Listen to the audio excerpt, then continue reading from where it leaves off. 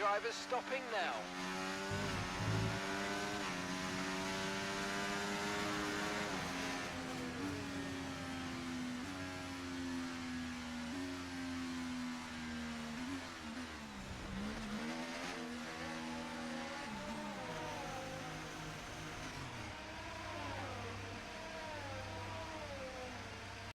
So yes guys, after retiring in the last race, after undercutting Verstappen in Australia and having the net race lead, we retired and Verstappen went on to win the race by 10 seconds. Alonso did get a podium, but I've got something to say about that, and today we're going to try come back in Miami, and we really need to have a big weekend, and as always guys, that's going to start in practice, and for some reason, we weren't able to use my mediums on this race run for some reason, so I had to use softs, which was extremely difficult.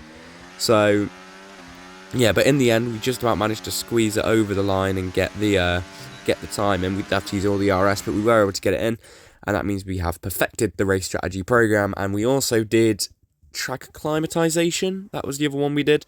So, yeah, pretty good. And yeah, so it is a sprint weekend, so next up will be sprint qualifying. So without further ado, let's get into the good stuff for the weekend, where there's more points on offer for us to make up for what happened in Australia. So here we are, first lap of sprint quali 1, and now I'm going to be completely honest, the car around this track feels absolutely awful in quali. Especially on these mediums, as you're about to see, the car's just sliding all over the place. For no real reason, to be honest. And then again, coming through here, sliding through there. And going wide on this corner. Almost sliding through this corner as well. I mean, the car just feels awful right now. I think eventually I managed to make some little tweaks here and there that helped a little bit, especially with tyre pressures. But around this track, this car feels awful. And the Haas didn't feel great last season either. And then obviously the AI are OP and straight, so making up for what happened down under isn't ideal. But currently Fernando has provisional pole, and he's at a 126.5. And with that 126.5, Fernando Alonso, is he going to beat me? That's the important thing. He definitely is. We go 9 tenths slower than Fernando, who, as we were on our cooldown lap, that's not me, that's Fernando Alonso. Fernando Alonso is out of sprint qualifying 1. Fernando Alonso's just had a mechanical failure from sprint qualifying. You never see cars retire from quali, and yet Fernando Alonso has. And when I looked in the race director, it said terminal damage. But we went on a cool down lap, and then we went again on the same set of tyres before the session ended, and now, without sliding, being a bit more careful not to slide on this lap, but pushing harder in the corners, we're making up 6 tenths through the first 2 sectors, with a purple middle sector, which is what we expect considering the purple sector is the middle sector is by far and away my personal sector compared to the AI. So in the end, we were only 2 tenths off the Red Bull of Perez, but Max is by far and away clear of this grid, with Charles Leclerc closely behind him, also clear of the grid. So into sprint quali 2, and we make a little bit of a clatter with the wall, but we're hoping to get through 1 lap this time. And it is a half decent lap, but not the best. But in the end, we only needed that 1 run to get through, and we are through quite soundly in P9, through to sprint quali 3, which is on softs. So it's time to see if the grip's going to be any better on softs, or if we're still going to be struggling. And I mean, already it doesn't look too bad, and how are we going to take this? I mean, yeah, that is quite smooth. But maybe a little bit wide there, I'd say maybe a tenth there, and then a little bit of a correction needed. I think you'd call that oversteer. We had to correct it back, we steered too much, and we're currently 6 tenths down, I think that was, on Pierre Gasly.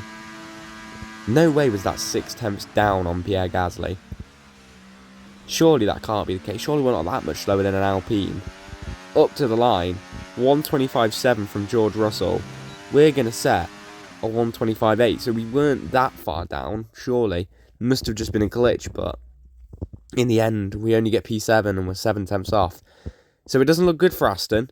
With Fernando Alonso down there in P15, obviously he did a lap time good enough to get himself through, but then had to retire, so he is only P15 and I'm only P7, so we were looking for maybe a Constructors' Championship fight this season after such a good opening 2 rounds, but it's kind of gone to kaputs, really. I mean, we had the pace in Melbourne, but we just couldn't. I retired, and Alonso could only get P3. I won in Bahrain, and Alonso had a poor quali. And it looks like it's going to be another one of those days, but can we make up for it in the sprint race? It's 5 red lights, it's lights out, and away we go for the Miami Grand Prix sprint. And it's not the best of starts, but it's better than normal as we just send it into turn 1. We kind of have to. Going around the outside now, trying to at least, of Sergio Perez to try get P5, but he fights it well.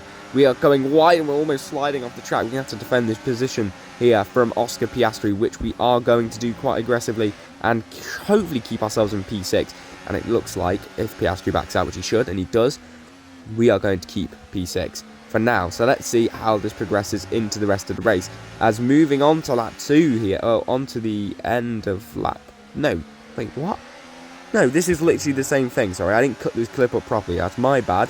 But we are here now on lap 1 still, and we are looking to be attacked now by the Ferrari on softs of Carlos Sainz. A big bold move from Ferrari. I think it's the wrong move personally, but you never know. Maybe they want to do something weird in the race as well. But I mean, look at this, side by side. Verstappen has ran away already because of this side by side between Russell, Norris, Hamilton and Perez. And now we're going to look for an opportune move on the 7-time world champion Lewis Hamilton. And we sneak up the inside there and get ourselves up into P5. And now we can chase after Checo Perez in the second Red Bull car. But that is not going to be what our main priority is. We did not get DRS on the straight on lap 3. And now we are under pressure from Sir Lewis Hamilton. He looks round the outside. In fact, when we're using hot lap, the AI have similar pace to us even with DRS on a straight. So we don't have bad straight line speed, it's just we desperately need the slipstream to actually keep positions. But we take this sector beautifully, and we are now right on the back of Sergio Perez. We've pulled 8 tenths through that middle sector, and obviously that's going to be a purple middle sector. But then again, we're just so poor, and we keep sliding through the first part of the lap, and through that final corner we can't get a good exit.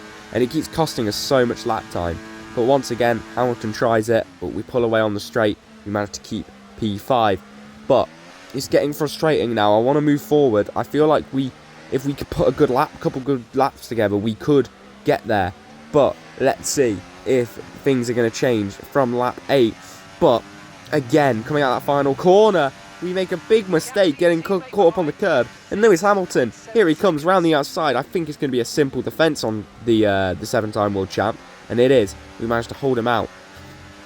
But by the time we get towards the end of lap 9, we are right on the back of Lando Norris. We've had a good middle sector again, and we send it down the inside of Lando Norris. We've used a lot of our ERS, and we are able to get the move done on Lando Norris. And now we need to focus on defending from Norris on this straight. We get the DRS, we have some sort of slipstream, but here comes Lando Norris as Perez is fighting with Russell, who locks up. We're going to try slide through. We panic, and we slide a little bit from even the slightest of wrong lines. But we're luckily able to get ourselves through. But it looks like Perez may have ran away. But we've just clawed at it. We've pushed so hard.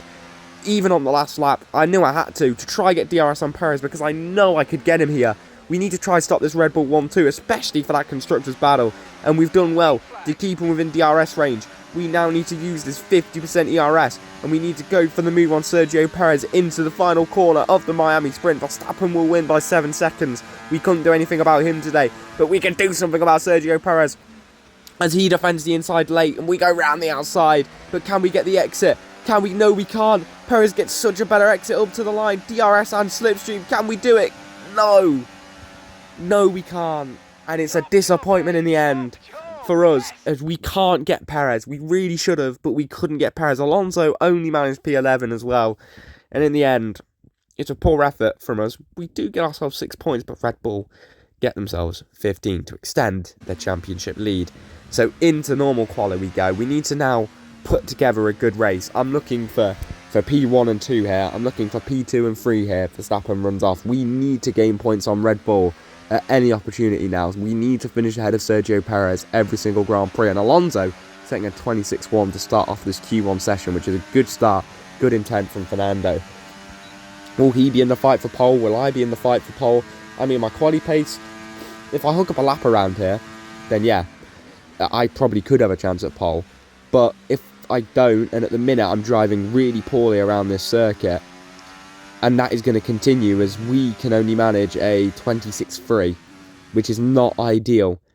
And we do get through in P9, but that is like 6 tenths off Fernando, which just isn't good enough. It's not good enough. I hold my standards high. And I know we're on 105 AI now, so it should be difficult. But I know that if I can put a good lap together, there is a very good chance of pole position today. Into Q2 we go. We're looking to just get the one run through here. Taking that middle sector, a little bit too much of the curb there on that inside. We get rid of the bollard, but it is what it is. We're going to use the wall slightly. And it is a purple middle sector, as to be expected, on one of my hot laps around Miami. Here we come. It doesn't really matter though. It matters about what we do in Sector 1 and Sector 3 compared to the AI. Here we come towards the final corner. Can we finally nail this final corner? We take it quite nicely. Good entry. And the exit's quite nice as well. To go a little bit wide there, but it will just be a simple run up to the line, maybe half a tenth there. And we set a 1:25.6, which is much, much better than Q1. And in the end, we beat Fernando, who almost gets knocked out by the Alpine Pierre Gasly. And we're only 2.5 tenths off Max Verstappen, who sets a 1:25.4. So into Q3 we go. And if there's any time to set your best lap of the weekend, it's Q3. And we have 2 sets of fresh soft tyres for this session, as always, trying to get through Q1 and 2 with just the one set. And here we come now through the middle sector, taking this middle sector absolutely gorgeously, if I don't mind saying myself. One flat that is 4 tenths quicker than we had last lap in Q2. So let's see what we can do. The fastest lap so far, I'm not exactly sure what it is, but we are miles up on that time of George Russell, I'm pretty sure, and from the lap time of Lewis Hamilton, Piastri. So, and we get the final corner, we pretty much nail it. We get closer to the racing line this time. Up to the line, we're going to set a 1:25.2, which puts us only a tenth and a half off the Red Bull and Max Verstappen. So we've got a tenth and a half to find, and we can get pole position on a next set fresh of soft tyres. Can we do it? Can we find the lap time and get our first pole position of the season?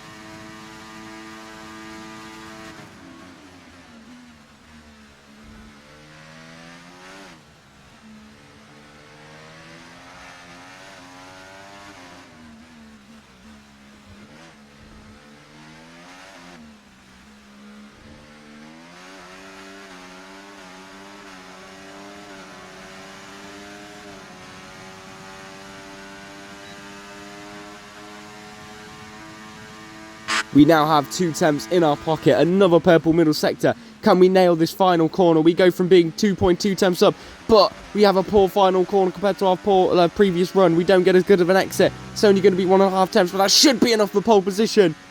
And it is pole position in Miami for myself. What a lap. What a result. Let's go, boys. We are starting on pole for the first time this season and for our first time in the Aston Martin. And Fernando Alonso is going to start P4, but listening Alonso again, he finishes 3.5 tenths behind me, and we only get pole by 9 milliseconds. Crazy stuff. And Leclerc as well, kind of in no man's land in the middle of myself and Verstappen and then Alonso, so this is going to be an interesting race. I don't know what my race pace is going to be like, but I know if I can just stick with the DRS of these cars, we should be fine. It's going to be a simple one-stop, medium to hards. We're not going to try switch things up until maybe later on in the season when we feel like we have the best car. So let's see.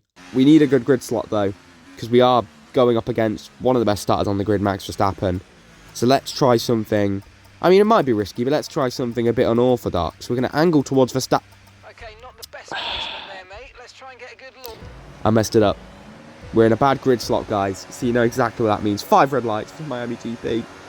And Verstappen's already gone. Look at that. He's gone. Verstappen's gone into turn 1. But there is a fight to go on behind him. What can we do now against the other drivers? Can we maybe overtake Verstappen again? I mean, it's not actually a bad start compared to everyone else. We're nice and safe. We're nice and comfortable. And you know what? I'll take it. And by the end of the first lap, we are only half a second behind Verstappen and 4 tenths ahead of Leclerc.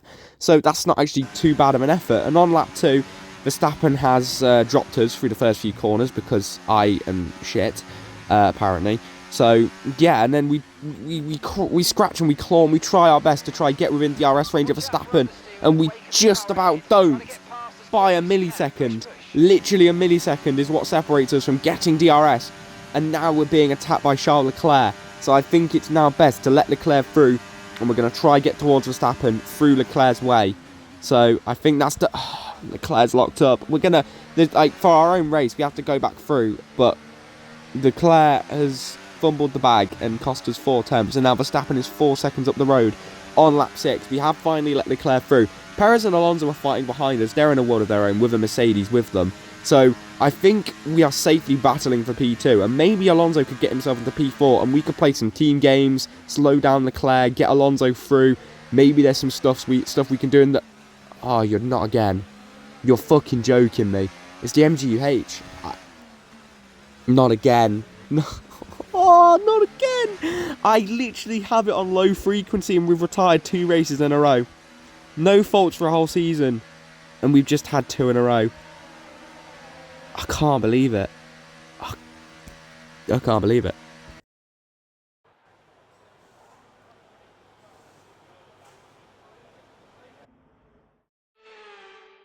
It's another victory and a champion's performance from Max Verstappen. And they're just starting to make it look easy out there. Now a hat-trick of wins. They're out there ahead. They've got the momentum on their side. And it's for the others now to try and up their game to stop that energy that they have. Red Bull are up. Well, what an end Yep, to another and after fantastic all of that, weekend of Alonso racing. didn't Thanks even to get a everyone podium. who He joined finished us, and we'll P4. see you for the next one. Oh, God. It's over, isn't it? The Constructors is over. We don't have much of a chance on the drivers if we're going to keep retiring. I couldn't believe it. I didn't think it was possible to get 2 retirements in a row, to be honest with you, even on high frequency. But we've managed it on low.